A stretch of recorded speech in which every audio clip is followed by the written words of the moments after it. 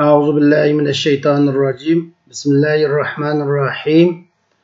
Elhamdülillahi Rabbil alemin. Vessalatu vesselamu ala Resulihi Muhammedi ve alihi ve ashabihi ecmain. Amma ba'du. Esselamu aleyküm qarindaşlar. Biz bugün Kur'an'ın grammatiklik tahlili namlıq dersimizni başlayımız. Bu dersimizden asası oturuq qo'yishdan dersini yine tor yüzüde o'quvchilarga sunuşta biz 3 türlü kişilerning alayda foydalanishini maqsad qildik. Birincisi İslami ilimlarni o'qiyotgan o'quvchilarningki foydalanishi, ikkinchisi ma'lum muddat o'qishdan to'xtab qolgan, o'qish so'rovlariga borolmayotgan o'quvchilarning foydalanishi ve Arap dili grammatikasida aciz qarindoshlarımızning mushu nuqtalardagi acizligini texmi yaxshi kuchaytirish olish uchun bu darsni tor yuzida har qaysinglarning huzuriga sunamiz. Endi darsni o'ttir quyoshda 4 bosqichni besib o'tamiz. Birinchi qadamda biz grammatikalik tahlil qilmoqchi bo'lgan oyatlarining Uyg'urcha tarjimasini o'ttir qo'yamiz. İkinci qadamda şu ayet-i kerimlarning sözlük izahatını sözlep o'tamiz. Üçüncü bosqichda şu ayet-i kerimlarning grammatikalik tahlili ilib beriladi. Dördüncü bosqichda şu grammatikalik tahlillar qilinish orqali har xil grammatikalik tahlildagi o'xshamagan tahlil orqali ma'nolardagi o'zgarishlarga qarab o'tamiz.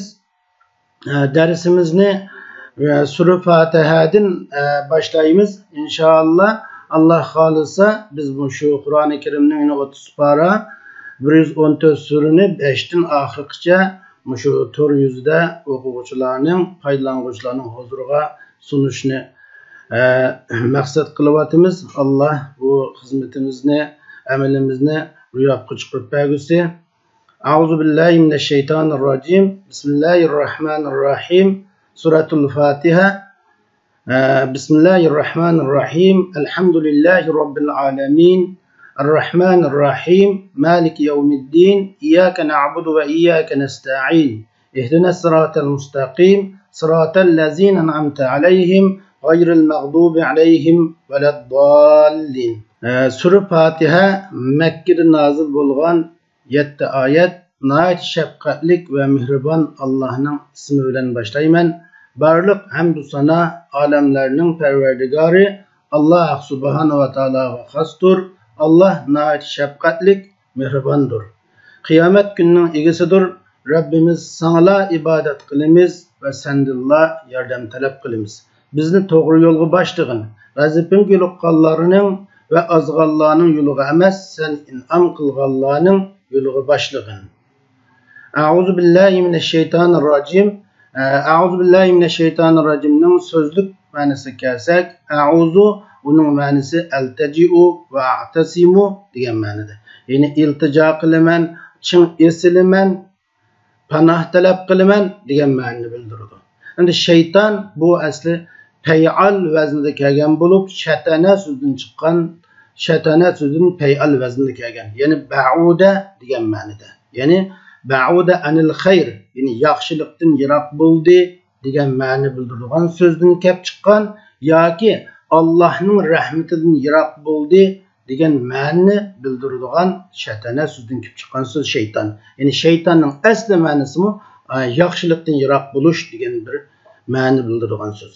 Endi ar-rajim uning ma'nosi yani matrud, qo'g'langan, na'lat qilingan Allah'ın rahmetinden yiroq qilinguchi, yiroqlashtirilguchi degan ma'noni bildiradi. Euzubillahimineşşeytanirracim'ninki grammatikalik tahlil kelsak, Euzu yani fil muzari marfu alamatul rabbi ad-damme az-zahire. Yani Euzu fil muzari başka işlep kelgan fil muzari olup, onun başka işten alameti aşkar zamme. Çünkü nimişka bu başka işlep geldi dese, çünkü bu adatul nesbi yoki adatul cezmi bilan başlanmagan. Yani qaçaniki fil muzari harfini adatul nesbi bilan, yani xuddi an, lan, izan, keyga o'xshash nesbi o'zgartuvchi vositalar bilan başlanmagan bo'lsa, yoki lamga o'xshash, lammaga o'xshash adatul jazmlar bilan boshlanmagan bo'lsa, fil muzari marfu boshqa ishlab keladi. Endi a'uzu mishada fil muzari ajvat mu'tallil ajvat filninki arab so'zining o'lchimi bo'lgan fa'aladiki ayning barobarida harfi illat kelgan fil. Yana esa aza ya'uzu aslisi a'uzu af'ulu vaznida a'uzu bo'lib a'uzu bu a'uzu bo'lib buga harakat qilganda buninki dommisi aynga berilgan, shuning bilan a'uzu bo'lgan. Fa'il zamir mustatir wujuban taqdiruhu ana. Ya'ni mushu a'uzuninki fa'ili yushrun ishtiqalmash. Yushrun kilishi vacib. Yani aşkara kilenmeydi. Yani pillanın bazı mushu fil muzarilarda mesela fil muzari mutakellimning birlik ve köplüklerininki fa'ili çokum yushrun ishtiqalmash bo'ladi. Endi ba'zi pillar va ba'zisiniki aşkara kesim bo'ladigan yushrun kesim bo'lgan jaiz qismlar bo'ladi, vacib qismlar bo'ladi. Yine mushu fil a'uzu yine fil muzari mutakellim birlikninki fili bu davamlı faili yushrun kilishi vacib bo'lgan bir fil hisoblanadi. Shu faili yushrun ishtiqalmash ana deymiz. Endi billahi jar ve majrur mutaalliqi yani bi a'uz. A'uzga aloqador. Billahi jar majrur, yani billahi ba huruful jar, Allahi majrulup bu a'uzga aloqador. Yani a'uzga mutaalliq. Yani huruful jar o'zidan kinkagan majrur ism bilan o'zining oldida yoki harfi jar bir isim bilan yeni bir fil ve fil ma'nili so'zlarni bog'lab turish o'rtada vasıtalık rolunu üsteydi. Yani mesela fil, isim fa'il, isim mef'ul, sıfatı müşebbe, isim tebzil, sigatil mübalağa, masderga o'xshash fil ma'nisi, şirket ma'nisi bazı so'zlarning ta'sirini isimlarga yetkizish rolunu üsteydi. Şunu cari mecur bu yerde a'uzuga aloqador. Yani bunu mutaalliq deb mansaqim bo'ldi, ama bazı atalg'ularda bu shundoq jari mutaalliq bo'lganda buni maf'ulun bi g'ayri sarih deganlar ham bo'lgan. Endi Allah degan lafzi jalol bu yerda ba'ning sababi bilan majrur egilik qilishga kelgan, uning egilik kelishining alomati oshkora kasra. Nimishqa shu oshkora kasra bo'ladi, chunki harfi jar bilan kelganligi uchun, harfi jar bilan boshlanganligi uchun egilik qilishga kelgan bo'ladi. Endi mineşşeytan cari mecur ama a'uzuga aloqador. Yine a'uzuning ikinci mef'ulun bir gayri sarih desek mi bo'ldi yoki uning mutaalliq desek mi bo'ladi? Alamatul jar al-kasr az-zahira. Ar-rajim şeytanninki sıfatı. Yine sıfat mavsufqa to'rt jihatda tegishidi. Yani i'rob tegishidi, jins turda tegishidi, san tegishidi. Şunaqla erlik ve ayollik tegishidi, to'rt jihatda tegishidi. Rajim şeytanga to'rt jihatda tegishgan şeytanning sifati bo'lib, egilik kelish alomati oshkora kasra. Demak, a'uzu billahi mineşşeytanirracim, yani Allah'ning rahmetidan qo'g'langan şeytandan Allah'a sığınaman degan bu cümle ibtidaiye la mahallaha minel i'rab. Yani bu cümle bu baştan bir başlangan, müstakil başlangan bir cümle olup, bunun cümlede grammatiklik ornu yok. Anda olsa, la mahallaha minel i'rab, cümlede grammatiklik ornu yok degan gap desek, cümlede grammatiklik ornu yok deganimiz, yani onun ornu da mufrat bir kelimenin kelişi to'g'ri bo'lmaydigan cümle. Şu cümlenin ornunda mufrat bir so'zni keltirirsek, o cümle ifadelagan ma'noni ifodalanmaydigan cümlelerni deymiz. Yani gapning xulosasi o cümle mahallen merfu yoki mahallen mansub yoki mahallen majrur yoki mahallen jazmi deyilmaydigan. Yani o cümle yoki merfuat sohasidan xizmat o'tab kelmagan, yoki mansubat sohasidan xizmat o'tab kelmagan, yoki majrurat sohasidan xizmat o'tab kelmagan, yoki majzumat sohasida kelmagan cümlelarni cümle grammatik o'rni yo'q deymiz. Yani merfuat sahasida ma'lum xizmat o'tab kelmagan deganimiz yoki u mubtadaning xabari bo'lmagan, yoki kananing xabari bo'lmagan, yoki innaning xabari bo'lmagan degandek, buni merfuat sahalarida hech qanday bir o'rinni tutolmagan. Yani mansubat sahalardanmi, ya'ni 5 maf'ulning qatoridan bo'lsin, yoki hal bo'lsin, yoki başqa bir istisnoliq cümlelerde bo'lsin, bundaq bir vazifa topganmagan. Cümlelerini yoki majrur sohasin, mayli yoki o cümle muzof bilan yo'lab kelgan ahvollarmi bo'lmagan holatda uning cümlede grammatiklik o'rni yo'q deymiz. Anda da arab tilida cümlede grammatiklik o'rni bo'lmagan cümleler qancha deganda bu asosi 8 xil cümleden tarkib topadi. Birincisi bayan bizda o'tgandek al-cümle al-ibtidaiye. Cümle ibtidaiye yani yangidan başlangan mustaqil dastlabda başlangan cümle. İkincisi ism mavsulunun ulanması bulup kelgan cümle, ism mavsulunun silasi bulup kelgan cümle. Üçüncüsü cümle istinafiye, yeniden başlangan cümle. Dördüncüsü cümle i'tiraziye, cümle mötrize. Beşincisi cümle tefsiriye. Altıncısı qasamning cevabı bulup kelgan cümle. Yettincisi şartning cevabı bulup kelgan cümle. Sekizincisi cümlede grammatikalik o'rni bo'lmagan cümlelerge atbi qilinib kelgan cümlelerden ibaret.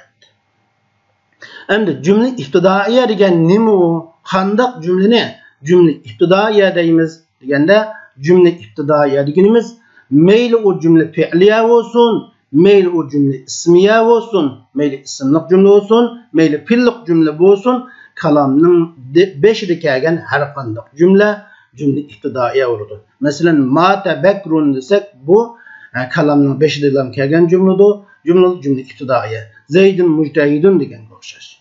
İkincisi ism mavsulunun silasi bo'lib kelgan cümle, yine bunun cümle grammatik o'rni yo'q dedik. Yana mayli bumu cümle ism mavsulunun bulan silasi bo'lib kelgan cümle, mayli fi'llik cümle olsun, mayli ismlik cümle olsun, mayli shivil cümle olsun, qandaq cümle bo'lishdan qat'iy nazar ism mavsuldan keyin kelgan har qanday cümle ko'rsatib turadi. Masalan, ja'allazi najaha, utuq qozongan kishi keldi desak, allazi ismul mavsul, najaha onun silasi, najahaning cümle grammatiklik o'rni yo'q. Chunki allazi degan ism mavsulning silasi bo'lib keldi. Buni fi'llik cümle. Ja'allazi huwa najihun, utuq qozongan kishiga utuq qozong'uchi keldi desak, huwa najihun degan cümle ismiye.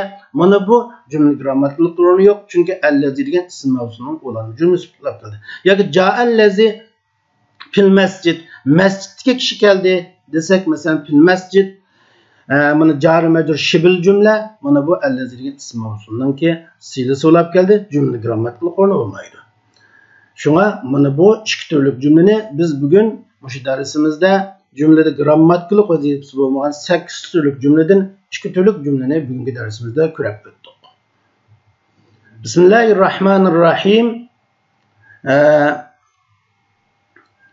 Naj şefkatlik, mehriban Allah'ın namı bilan başlayman degan bu Bismillahirrahmanirrahim'deki sözlük kısmı qalsa, bu yerdeki isim, Bismillah'daki isim bu sumuvidin kelib chiqqan yuqur, olilik, yükseklik degan ma'ni bildiradigan so'z.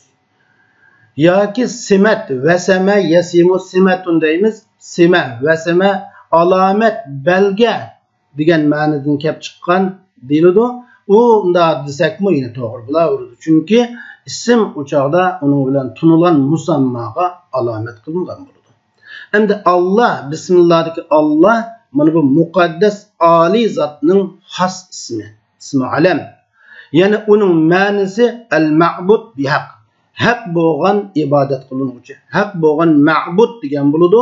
Bu Allah degan lafzi jalol faqat haq ma'bud degan haqiqiy ma'bud ibodat qiluvchi olan Allah degan lafzi ishlatiladi. Ammo iloh cho'nda da Allah bilan ilahning nima farqi bor? Nim farqi bor deganda iloh u haq bo'lgan ma'bud qilib ishlatiladi, batil bo'lgan ma'bud qilib ham ishlatiladi.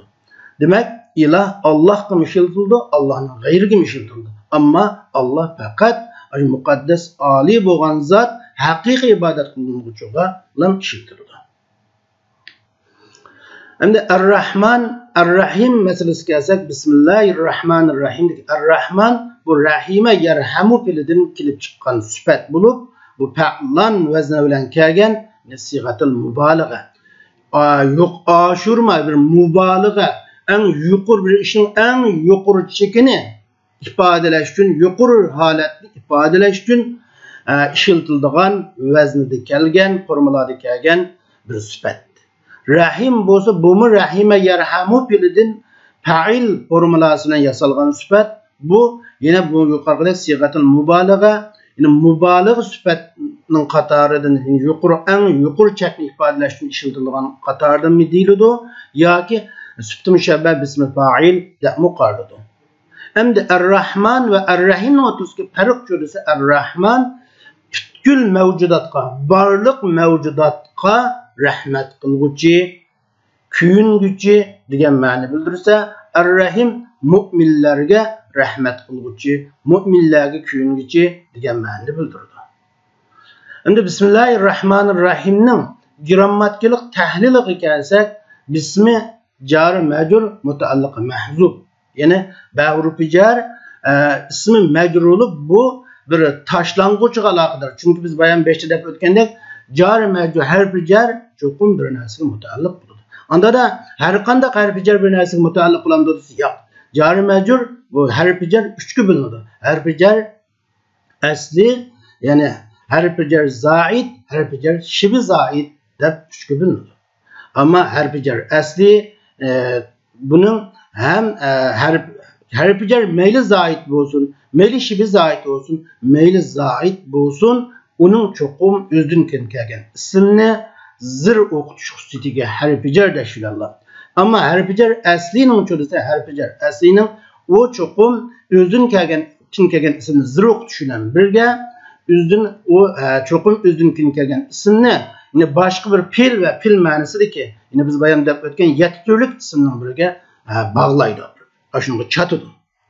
Ve şundaqla o harfi jar o'zdan kelgan ism bilan qo'shilash orqali bir ma'noni ifodalaydi. Bunu harfi jar aslida bu 3 xil alohidlik bo'ladi. Ammo harfi jar shibh zaidni cho'disa, harfi jar shibh zaidda uning o'zdan kelgan ismini zir o'qitalaydi, ammo uning o harfi jar o'zdan kelgan ism bilan qo'shilib ma'no bildiradi, ammo uning mutaalliqi bo'lmaydi. O harfi jar, o jar majrurning hech qanday mutaalliqi bo'lmaydi. Ama harfi jar zaidning o faqatlan bir xil xususiyat topiladiğında, yani o'zdan kelgan ismni g'anak zir o'qitadi, uningdan boshqa uningdan ma'no ifodalanmaydi yoki o o'zdan kelgan ismni bir narsaga mutaalliqi ham bo'lmaydi. Demak, harfi jar aslida 3 xil xususiyatda bilsa, shibh zaidda 2 xil xususiyatda bilsa, zaidda faqat bir xil xususiyatda biladi. Anda o nima uchun keladi desa, harfi jar zaidmi? Yani o bir ta'kid ma'nosida ifodalab keladi. Şuna bu yerda Bismillahirrahmanirrahimdiki bismidagi ba'rufil jar ismi majrurlik bu mutaalliq mahzub. Yani bunun aloqador qismi tashlangan, bu tashlang'uvchining taqdiri asli abtadi'u bo'ladi.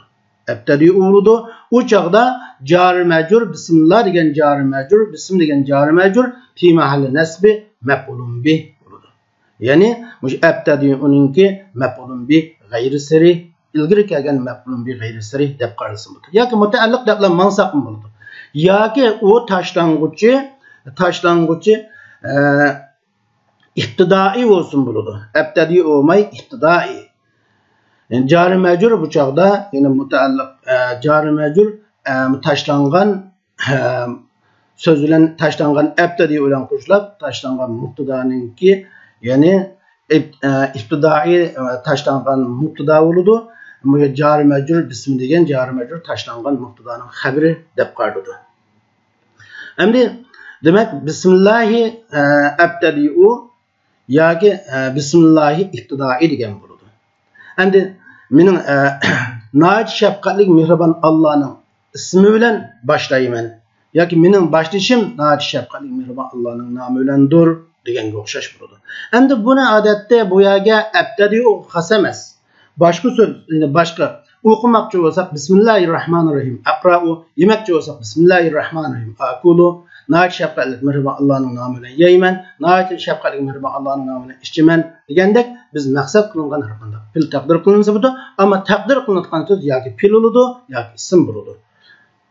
Masalan bismillahirrohmanirrohim abtadi'u yoki bismillahirrohmanirrohim ibtidai deganga o'xshash. Endi bismillah'daki Allah yani lafz-i jalal muzaf ilayhi bo'lib majrur alamat jar al-kasra az-zahira bo'ladi. Ar-Rahman, Ar-Rahim kelsak bu ikkilanı sıfat. Ar-Rahman Allah'ın birinci sübti, Ar-Rahim ikinci sübti. Biz başta dep ötkendek sübetlen köçüge 4 jihatda agişidu dedik. Bunun sanap çıksak 4 nokta tepildi. Yani bu Ar-Rahman-Ar-Rahim Allah degan lafzning sübti olup mecrur alamatul cer el-kesra oldu. Endi Bismillahirrahmanirrahimdeki Bismillah endi şu Bismillah degan lafzi Bismillah bu yerda elifsiz Bismillah dilam Bismillahirrahmanirrahim Bismillah fakat Bismillahirrahmanirrahim dilam elifsiz yazıldı. Yani elif Bismillah'da taşınmadı. İstimal köp boğallığı için kesiratul istimal işiltiliş köp boğallığı için Bismillah'daki elif taşlangan. Ama İkra Bismillah kelsek bu yerdeki elif taşlanmagan Bismillahirrahmanirrahim'de taşınışı istimal köp boğallığı için dep qaraymiz. Endi Bismillahirrahmanirrahim degan bu cümle fi'liyamu yoki cümle ismiyamu? Yani isimlik cümle mi yoki fi'llik cümle mi deganda biz bir cümlenin bu Bismillahirrahmanirrahimni cümle fi'liya yoki cümle ismiya deb hukm qilishda Bismillahning mutaalliqi qaraymiz. Bismillahirrahmanirrahimga Bismillahning mutaalliqi fi'l bo'lsa, fi'l taqdir qilinsa cümle fi'llik cümle bo'ladi. Mesela Bismillahirrahmanirrahim ebtedi'u deganga o'xshash. Agar u Bismillahning mutaalliqi ism bo'lsa, cümle ismiya ismlik cümle oldu. Bismillahirrahmanirrahim ibtidai deganga o'xshash. Endi bu yerda demak Bismillahirrahmanirrahimda mayli ebtedi olsun, mayli ibtidai olsun, mayli aqra'u olsun, mayli qiraati olsun, mayli adrusu degan pil olsun, mayli darsi degan masdar olsun, nima bo'lishini taqdir qilin. Biz o'zimiz ashada nima ish qilmoqchi bo'lsak, shu pil ashada taqdir qilinadi, u tashinadi. Nima ishga tashinadi? Kasiratul istiqmal deymiz. Tashinish ko'p bo'lganligi uchun. Ammo tashlang'uchi beshiga taqdir qil. Bismillahirrahmanirrahimning beshiga taqdir qilinamdi yoki Bismillahirrahmanirrahimning oxiriga taqdir qilinamdi desa, oxiriga taqdir qilinadiki, abtadi'u Bismillahirrahmanirrahim emas, Bismillahirrahmanirrahim ebtedi'u bo'ladi. Chunki buningda ma'na kuchli chiqadi. Masalan, ebtedi'u Bismillahirrahmanirrahim bo'lsa, nayt shafqatli mehribon Allohning ismi bilan boshlayman desa, Bismillahirrahmanirrahim ebtedi'u desak, nayt shafqatli mehribon Allohning ismi bilan boshlayman degan bir ma'na chiqadi. Chunki at-taqdim va at-ta'khir yufidu at-takhsis degan qoida bo'yicha keyin ketgan narsani ilgari keltirish, ilgari ketgan narsani keyin keltirishda bir xoslik ma'na chiqadi. Endi elhamdülillahi robbil alaminning so'ziga qarasak, alhamdu asna'u alalloh bi sifati va bi ni'ami kulliha. Ya'ni Alloh subhanahu va taologa sana, alhamdu sana degan ma'noda. Ya'ni Allohga Allohning sifatlari, barliq ne'matlari qo'shib Allohga sanolar, madihlar bo'lsin degan bo'ldi. Rabbi cho desa, Rabbi malik, ya'ni podshoh, ega degan ma'no bildirdi. Muslih isloh qilguvchi, yaxshilig'uchi degan ma'noni bildirdi. Undan boshqa murabbi, ya'ni o'zining barliq maxluqotlarini, o'zining barliq ne'matlarini, maxluqotlarini parvarish qilguvchi, tarbiyalaguvchi, uni parvarish o'stirguvchi degan ma'noni bildirdi. Undan boshqa mudabbir umurihim, barliq maxluqotlarining barliq ishlarini tadbir qilguvchi degan ma'noni bildirdi. Endi Rabbil alamin degichi alamin desa, alamin bu alemning ko'pligi. Alemning ko'pligi bo'lib, alam bu alamet degan ma'ni bildirgan so'z. Yani alamet degandan kelib chiqqan so'z bo'lib, yani belgi nishon deganni bildiradi. Yana bu yerda alam degan nima desa, kullu mavjud sivallohi taala. Alloh subhanahu va taoloning boshqa barliq mavjudotni alam degan bo'ladi. Masalan, insonlar olimi, hayvonotlar olimi, o'simliklar olimi, jinlar olimi deganga o'xshash Allohdan boshqa barliq mavjudot olam deb ataladi. Endi alhamdulillahi robbil alaminning grammatik tahliliga kelsak, alhamdu bu mubtada, alhamdulillahi robbil alaminniki alhamdulillahi robbil alamin bu jumla ismiya bo'lib, chunki jumla ismiya bo'lib, ism bilan boshlanganligi uchun ismlik jumla deymiz. Alhamdu mubtada, marfu, yani başka işlep kelgan mubtada, alamatur rafi az-zamma az-zahira, aşkara zamma. Lillahi cari mecur mutaalliq mahzub. Lillahi cari mecur mutaalliq mahzub haber. Elhamdülillah lillahi cari mecur mutaalliq mahzub alamatul cer el-kasr bulup fi mahal rafi haber ma'a mahzub deymiz. Yani lillahi cari mecrur mutaalliqi taşlangan bulup taşlangan mutaalliq bilan qo'shilib haber. Yani lillahi degan hurufi jar çoğun bir narsaga mutaalliq aloqador bo'ladi. Biz bunu da elhamdu xassun lillah desek bo'ladi. Yani mishada lillahi lam xassun aloqador. Yani butkul barliq hamdu sana Allah'a xas degan bo'ldi. Şuna hamdu xastur Allah'a. Yani mishada lillahi haber xasun degan taşlangan mutaalliq bilan qo'shiladi. Endi elhamdülillahi Rabbil alemin. Rabbi bu Allah'ın sıfatı. Yine sıfat mevzup tecrübetleri deyimiz Rabbi Allah'ın sıfatı. Ya ki Rabb Allah'tan bedel. Bulup mecrur alametil cer el kesre qarladı. Mesela Rabbil alemin. Rabbi yani sıfat degan qarashmi var ya bedel degan qarashmi ham var. Alemin muzafin ileyhi. Rabbi muzaf, alemin muzaf ileyhi olup alametul cer el ya niyabeten enil kesri. Yani alemin degen bu muzafin ileyhi. İgilik geliş alameti ya. Ya bulup bu kesrinin o'rnida kelgan ya. Çünkü muzaf ileyhi asli kesri igilik gelişlep gitti. Çünkü bu alemindeki alametul cer ya niyabeten enil kesri. Kesriga vakillab kelgan ya. Nimişka? Çünkü mulhaq bi cemi muzakkar salim. Çünkü cemi muzakkar salimga qo'shilib ketgan ismlarning qatoridir. Çünkü cemi muzakkar salimning igilik alameti ya niyabatin al-kesri. Endi elhamdülillahi Rabbil alemindeki Rabbi sözü kelsak bu elhamdülillahi Rabbil alemindeki Rabbi, Rabbe, Rabbu da üç xil qiraatda keladi. Elhamdülillahi Rabbil alemin. Elhamdülillahi Rabbel alemin. Elhamdülillahi Rabbul alemin. Endi elhamdülillahi Rabbil alemin. Rabbinin zırı kılışı cerruhu ala sıfatı avul bedel dedik. O Rabbinin iyilik kılışı sıfat boğallık asasen ya ki bedel izahlığı boğallık asasen buludu. Sıfat degen vaxtımızda elhamdu xasun lillahi Rabbil alemin degen ma'nida.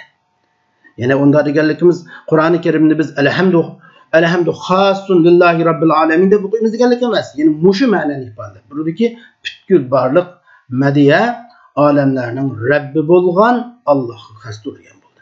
Bedel degan vaqtimizda elhamdu xasun li Rabbil alemin.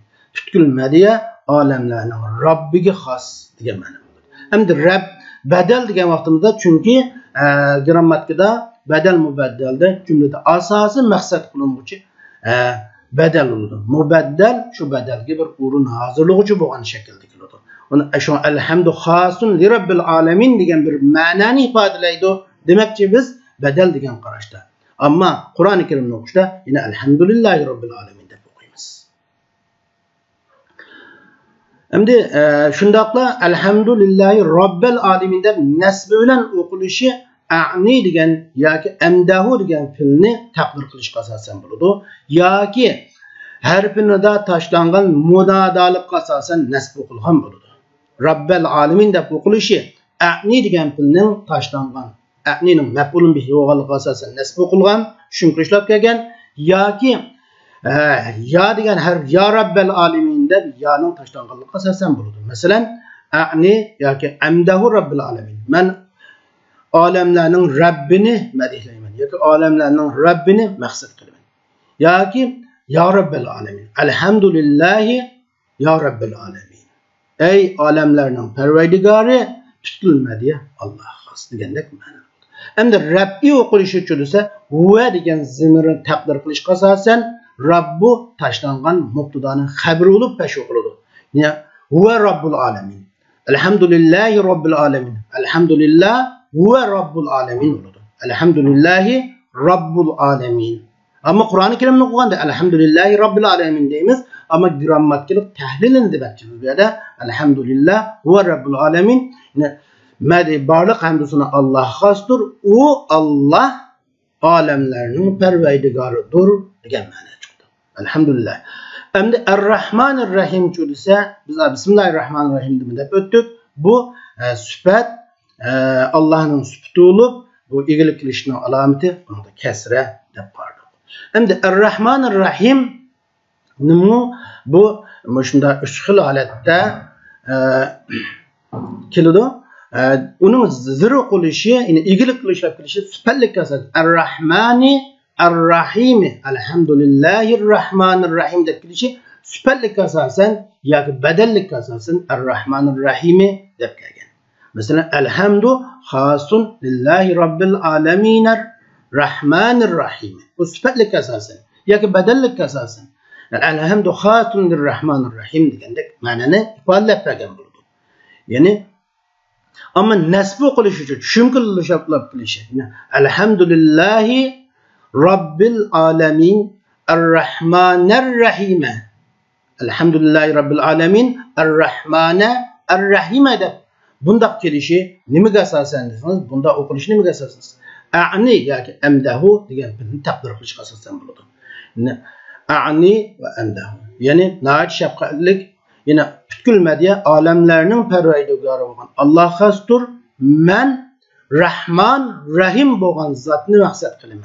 O aşında alemlerinin perverdegârı olan Allah'tan Rahman boğan zatını, Rahim boğan zatını maksat kılımen diye mana çıktı. Ama Rabbi okuluşu o çağda Elhamdülillahi Rabbil Alemin Er-Rahmanur Rahimu buludu.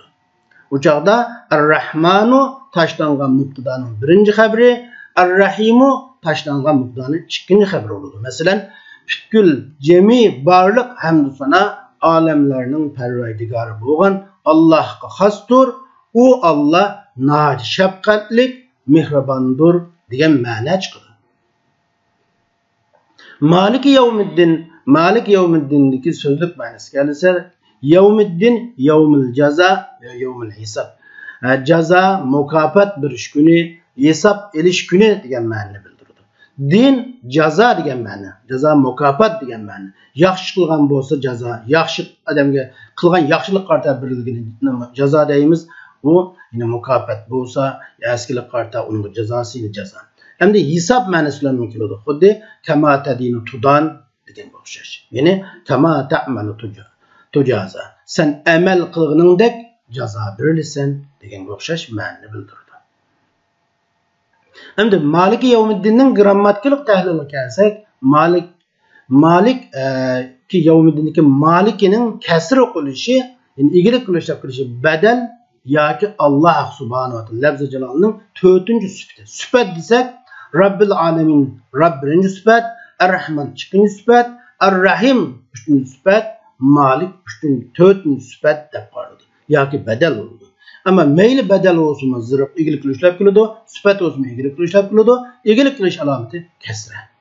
Maliki Yevmiddin'deki yevmi muzafilley, Malik muzaf, yevmi muzafilley, iyilik mecrur, iyilik kılışlar kılgen, iyilik kılış alameti kesre.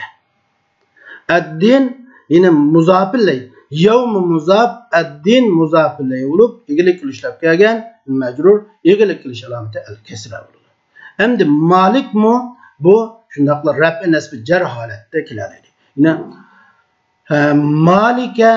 Maliki Yevmiddin, Maliki Yevmiddin, Maliku Yevmiddin. Elhamdülillahi Rabbil Alemin, Er-Rahmanir-Rahim, Maliki Yevmiddin. Kəsridən gəldi hazır biz oxuatqan deb qiraat bunca. Maliki Yevmiddin deb gəldi, Maliku Yevmiddin deb hem keldi. Hem de Maliki deb oqilishi görürsünüz. Yani bu şu sıfat Allah'ın sıfatı bo'lganligiga asosan sıfat mavsufga 3 harakatda agishidi deganligimiz uchun zilzibar pashta agashganligi uchun shu Allohi kasr qilganlikdan shu Malikni kasr qildi egil qilishlar keldi. Yoki badallikka asosan Allohning badali bo'lganligi Allohning sıfatı bo'lganligi asosan. Masalan sıfatga misol qilsak alhamdulillah maliki yevmiddin. Badalga misol qilsak alhamdu xasun maliki yevmiddin. Yani cemi hamdü sana, barlık hamdü sana kıyamet gününün padişahı has diye mana çıkıdı bedel kılsa. Yani Malike deb zibar qilishimiz a'ni yoki amdahu degan filni taqdir qilish asosan. Yine barlık hamdü sana, nayat şafqatli mehribon Allah bo'lgan olamlarning Rabbi bo'lgan Alloh xosdir, men onundan o Allah'tan muş kıyamet gününün ilgisini maksat kılıman diyor. Ya ki malike de okuşu hal boğanlık hasasen. Yani hal degen vaktimizde kıyamet gününün padişahı boğan halet ki nadi şefkalki mihriban alemlerin Rabb boğan Allah'a hamdler bulsun diyen oldu. Hem de maliku da okuluşu huve malik. Yani o kıyamet gününün padişahıdır. Yine nadi şefkalki mihriban Allah'ın barlık hamdü sana nadi şefkalki mihriban boğan alemlerin Rabb boğan Allah'a hastur. O Allah kıyamet gününün ilgisidir. Kıyamet gününün padişahıdır degan o'xshash mundaq ma'noda ifodalanadi. Ammo u o'qishda yana biz Maliki Yawmiddin deb o'qiymiz. İyyâke na'budu ve iyyâke nesta'in so'zlik ma'nosini aytganda iyyâke na'budu ki ibadet demek taat qilish, itoat qilish, bo'ysunish degan ma'noda. Şu iyyâke na'budu la na'budu illa ente. Ey Allah biz sağlam ibadet qilamiz degan. İsti'anet degen şu talabel avn yardım talep qilish degan bo'ladi. İyyâke nesta'in biz hacetlerimizni ado qilishda faqat sendan yardım talep qilamiz ey Allah degan ma'noni bildirdi. Endi iyyâke na'budu ve iyyâke nesta'inning grammatik tahlilini qilsak iyyâke anki zamir munfasil mabni alal fath. Yani iyyâke zamir munfasil mabni alal fath في محل نسب مفعول به مقدم للتخصيص. يعني إياك نعبد ki إياك زمر منفصل مبني على الفتح. زمر له همس مبني ولده في محل نسب مفعول به. Urunca çünkü işlep gelgen, ilgiri gelgen mef'ulun bi. Nimiş ilgiri gelgen bu mef'ulun bi?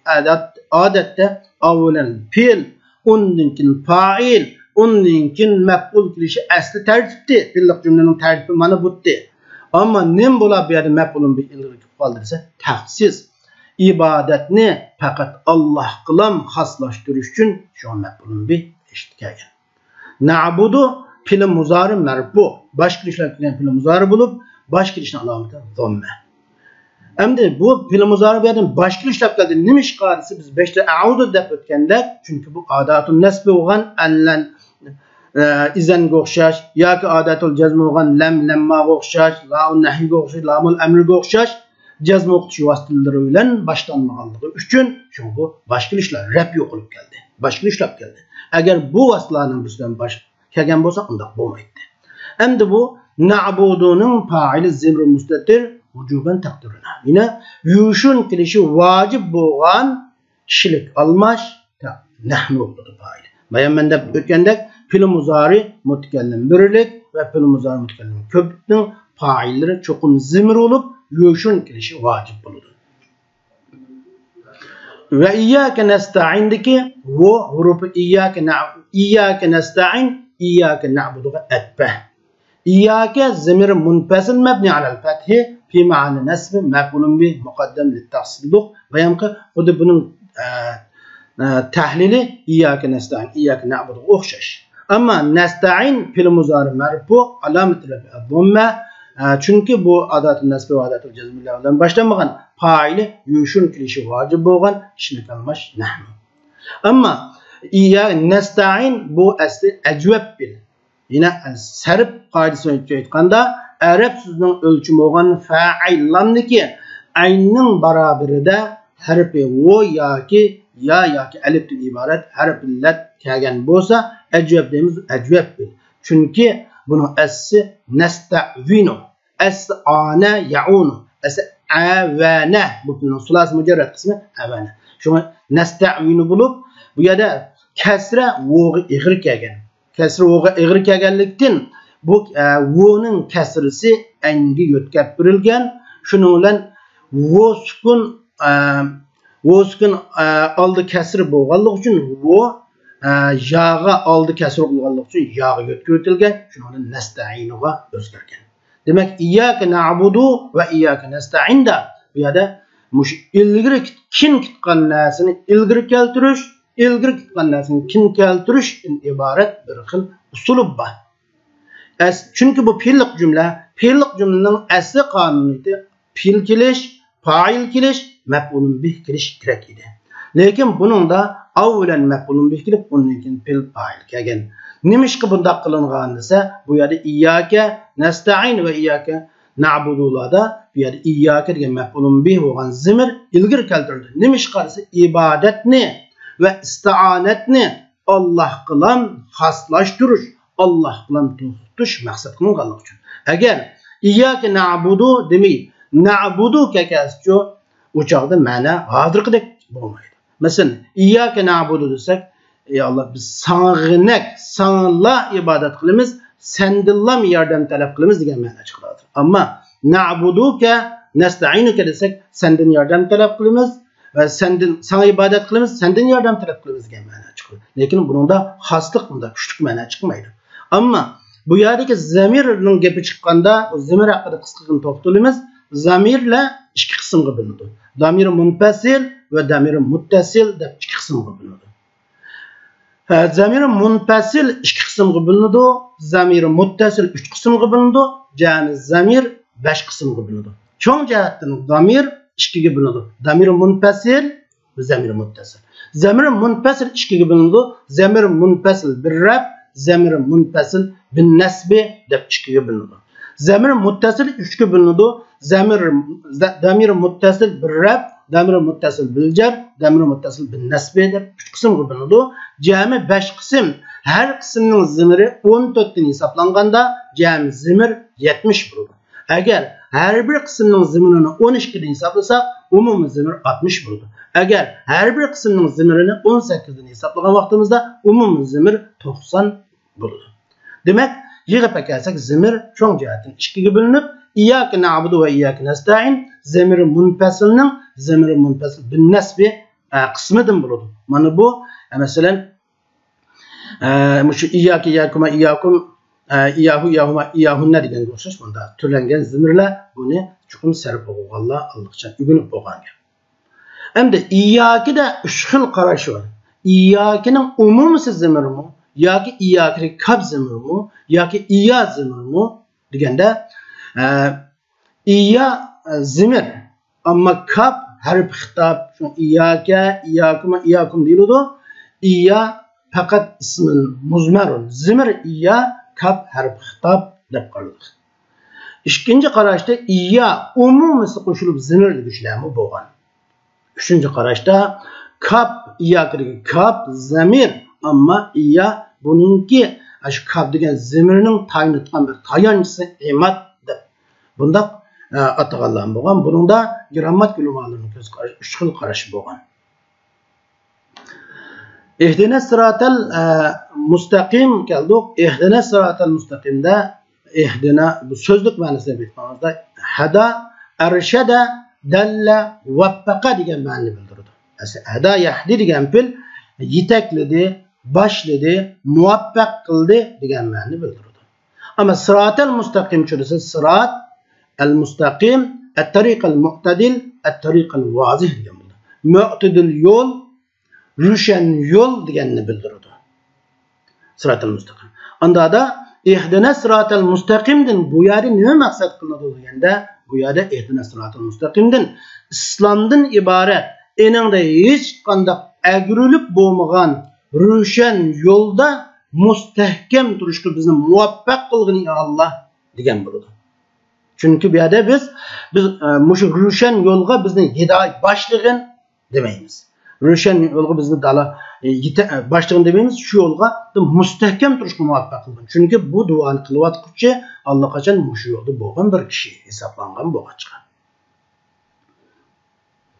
Endi sıratal lezina an'amta alayhim gayril magdubi alayhim veladdallin so'ziga kelsak, endi an'amtadagi in'am demak ihson qilmak, yaxshilik qilmak, ata, yine biror narsa bermak degan bo'ladi va tashakkur aytish haqliq bo'lgan manfaatlarni in'am deb ataymiz. Endi magdubi alayhim cho'risi magdubi alayhim Allah ularga g'azab qilgan kishilarni ko'rsatadi. Magdubi alayhim Allah ular g'azab qilganlar degan bo'ladi. Murad ama bu yerda gayril magdubi alayhimdagi magdubi alayhimdan murad bu yerda yahudilar ve ilmiga amel qilmaslikda Yahudga o'xshab qatgan kishilar maqsad qilinadi. Dualincho azg'un degan ma'noda to'g'ri yo'ldan burilib ketgan kishilar degan bo'ladi. Oyat endi bular bo'lgan maqsad nasaralar va ilmsiz amal qilishda shu nasaraga o'xshab ketgan boshqa insonlar maqsad qilinadi. Unda siratal lazina an'amta alayhim kelsak, ya'ni tariqa man an'amta alayhim minan nabiyyin was siddiqin ve shuhada ve salihin degan bo'ldi. Ya'ni payg'ambar, siddiq, shahid, salihlardan iborat sen in'am qilgan kishilarning yo'liga bizni muvaffaq qilgin. Mush yo'lda mustahkam turishga bizni muvaffaq qil degan bo'ladi. Endi sura Fatihani o'qib bo'lgandan keyin hammamiz namozlarda amin deymiz, boshqa chaqlarda amin desak bo'ladi. Amin degan bir lafz bor. Endi amin deganning ma'nosi Allohumma istajib. Ey Allah, yuqorida qilgan gunoh, yuqorida qilgan duolarimni ijobat qilgin ey Allah. Yuqorida qilgan barliq duolarimni qabul qil ey Allah degan. Endi aminning o'qilishida ikki xil lug'at bor. Biri amin, ya'ni hamza bilan madsiz amin desh. Ikkinchisi amin deb shu hamzani suzab o'qishdan iborat. Demak, amin duo bo'lib, taqabbal min bizdan duo ijobat qabul qilgin, duoimizni ijobat qilgin degan bo'ldi, ammo Qur'oni Karimning oyati emas. Endi ihdina siratal mustaqim siratal lazina an'amta alayhim g'ayril mag'dubi alayhim valaddallin grammatik tahlil qilganimizda ihdi fil amri mabni ala hazf harfi illat. Harfi illatning tashinishiga mabni bo'lgan fil amri. Endi fil amri mabni, endi fillarning mabni mu'rab masalasiga kelsak, fil mazi mutlaq mabni, fil amri mutlaq mabni, fil muzari mu'rab ikki xil holati mabni. Nunun nisbat tutashgan qisqa holati va nunu ta'kid bir vaqt tutashgan holati mabni, qolgan chog'dagi holati mu'rab bo'ldi fil muzarining, ammo fil amri mabni bo'ldi. Mabni bo'lgan chog'da ba'zi chog'da harf illatning tashlanishiga mabni bo'ladi, ba'zi chog'da nuni i'robning tashlanishiga mabni bo'ladi, ba'zi chog'da sukunga mabni bo'ladi. Uch xil holatning birga mabni bo'ladi. Bu yerda hada yahdi naqs bil bo'lg'achqa oxirgi harf illatning tashlanishiga mabni bo'ladi. Fa'il yushun kilishi vojib bo'lgan kishilik almash anta. Bu yerda ihdi, bu yerda duo ma'nosida, amr ma'nosida emas, bu yerda duo ma'nosida. Bizni shunda qilsalar deb Allohga duo qilish, yalvurish ma'nosida ifodalab berdi. Endi ihdinadagi na zamir muttasil mabni ala sukun fi ma'na nasbi maf'ulun bihi bo'ladi. Ya'ni na tutashqich kishilik almash bo'lib, sukunga mabni urunjati tushuntirishlar kelgan maf'ulun bihi. Endi hada yahdidagi ihdi degan bu fe'l ikkinchi maf'ulga ta'sir ko'rsatishda ihdina siratal mustaqimga sirat bu ikkinchi maf'ul. Ihdina siratal mustaqimga sirat ikkinchi maf'ulun bi mansub alamatun nasbi al-fatha bo'ladi. Al-mustaqim siratning sifati bo'lib mansub alamatun nasbi al-fatha. Lekin mustaqim asli ayni illatlik bo'lgan fe'l. Fe'lning asli ayning barobarida kelib harfi illat bu bo'lib, bu asli mustaqvim edi. Mustaqimning asli mustaqvim bo'lib, kasra vo'ga ig'ir kelib qoldi deb bu kasra qopga yo'tga o'tilgan, shundan vo oldi zirliq bo'lganligi uchun shunga yog' yo'tga o'tilgan mustaqim bo'lgan. Endi hada degan fe'l odatda ikkinchi maf'ulun bihi ta'sir ko'rsatishda, ikkinchi maf'ulga ta'sir ko'rsatishda uch xil usulda qo'llangan. Uch xil holatda ikkinchi maf'ul kelgan. Birinchisi, ikkinchi maf'ulga hech qanday harf jarning vositasiz bevosita holatda ikkinchi maf'ulga ta'sirini ko'rsatib kelgan. Ihdina siratal mustaqimga o'xshash. Ikkinchisi harfi jar bo'lgan lam bilan qo'llangan, masalan inna hazal Qur'an yahdi lillati hiya aqwam degan o'xshash. Uchinchisi ikkinchi maf'ulga iladin iborat harfi jar bilan ta'sir ko'rsatgan va innaka latahdi ila siratal mustaqim degan o'xshash. Demak, hada yahdining maf'uli harfi jarsizmi kelgan, lam bilanmi kelgan va ila bilanmi kelgan. Endi siratal lazina an'amta alayhimdagi sirat beşki siratdan badal mutabiq, ya'ni badal kul min kul deymiz. Alamat mansub, alamatun nasbi al-fatha. Badal degan vaqtimizda ihdina siratal mustaqim Sıratellezine ente aleyhim ki ihdines sıratel mustaqim, ihdina sıratellezine ente aleyhim degandek bir amil tekrarlangan bir ma'no chiqdi. Yine bizni to'g'ri yo'lga başlagan, yine bizni sen in'am qilgan kishilarning yo'liga başlagan ya Allah deb ma sıratellezine ente aleyhim beşki sıratellezine bedel oldu. Yine bedel mubeddelde, mubeddel hükümde mubeddel bedel maksad oldu, mubeddel mubdil minhu murat bo'lmaydi. Şuna sen peygamber, şehit, salihlarning, siddiqlardan ibaret sen in'am qilgan kishilarning yo'liga başla ya Allah degan bo'ldi. Endi sıratellezine deki ellezine ismi mevsul mebni alel fethi fi mahalli cer muzaf ilayh. Yine nurgun o'quvchilardan so'rasak ism mevsul muzaf ilayh olamdı yo'q bo'lmaydi. Çünkü o mebni deymiz. Onun mebniyle kuran hiç işimiz yok. Demek ism mevsul muzaf ilayh olamı hem işini telallı. Neydi? Demek ism mevsul merfuat, mensubat, mecrur asralarının her kanı kullanıldı. Şuna en'amte fil mazi mebni ala sukun. Fil mazini biz bayan degip ötkendek mebni dedi. Mebni olganda fil mazini. Nemilerge mebni oldu? Degende fil mazi mebni olganda üç xil haletine bir mebni oldu. Fil mazi ya ki fethaga mebni oldu, ya ki sukunga mebni oldu, ya ki dammiga mebni oldu. Anda da fil mazi qandaq chaqada fethaga mebni oldu, qandaq chaqda dammiga mebni oldu, qandaq chaqda sukunga mebni oldu degende fil mazi mesela onunla hiç qandaq kişilik almaşla elipsinin tutaşmasa ya ki elipsinin tutaşkanda ve hiç qandaq vovul jamaa tutaşmasa nunu taul fail naul faila nunu nisbetle tutaşmaganda mesela bu fethaga mebni oldu. Ya mesela zehebeni misal alsak zehebe, zeheba, zehebet, zehebet. Bu 4 xil haleti, 14 xil halet, 14 siğilgan vaqtimizda pilni 4 xil haleti fethaga mebni oldu. Vovul jamaa tutaşkan vaqtida dammiga mebni oldu, zehebu deganga o'xshash. Ama 9 xil haletda sakin mebni oldu sukunga. Yine qanday chaqda desa, şu damir rabbi mutaharrik hareketlik başka işletken zemir tutarsa. Nunun nisve taul fa'il naul fa'il deymiz. Nunun nisve naul fa'il taul fa'ilden yetsi maksat. Bunu da muşlanması. Bu çağda sukun mebni oldu. Endi en'amtedeki ta zemir muttasil mebni alel fethi fi ma'al rabbi fa'il deymiz. Aleyhim ala hurufil cer mebni alel sukun aleyhim ki ha zemir muttasil mebni alel kesr fi mahalli cer ala. Yani aleyhim harfi cer özün kim kelgan sözne kesr o'tkuchi bo'lgan, egilik ishtiqaqtirguchi bo'lgan harf bo'lib sukun mebni ha bu yani zemir anda aleyhim degan mim nim bo'ladi. Aleyhim degan mim bu erlik köplikni bildirish uchun qo'shilgan harf. Aleyhideki hi şu erlik bilir. Ama himke mim qo'shilgan chog'da bu zemirning erlik köplik ekanligini bildirish uchun qo'shilib keladi. Demek aleyhim an'antiga mutaalliq. Yani an'antinki mef'ulun mahallen nesbi mef'ulun bi gayri sarih desek bo'ladi. Çünkü o şibir cümle. Endi an'amta aleyhim degan cümle la mahallaha min al-i'rab. Cümlede grammatiklik o'rni yo'q. Çünkü ism mavsulun silisi biz bunu 5'te deb o'tdik. Endi sıratellezine an'amta aleyhim gayril mağdubi aleyhim ve la-ddallin ki gayri bedel. Ellezin'den bedel desek mi buldu? Ya ki ellezin'nin süfte desek mi buldu? Meyle bedel meyle süfet olsun. İgilik kılışlap kılıdı. İgilik kılış alamdı kesri. Bedel degen vaktimizde ihdine sırata gayril mağdubu aleyhim ve leddalin degen ma'ni ifade yapıyordu. Biz ne?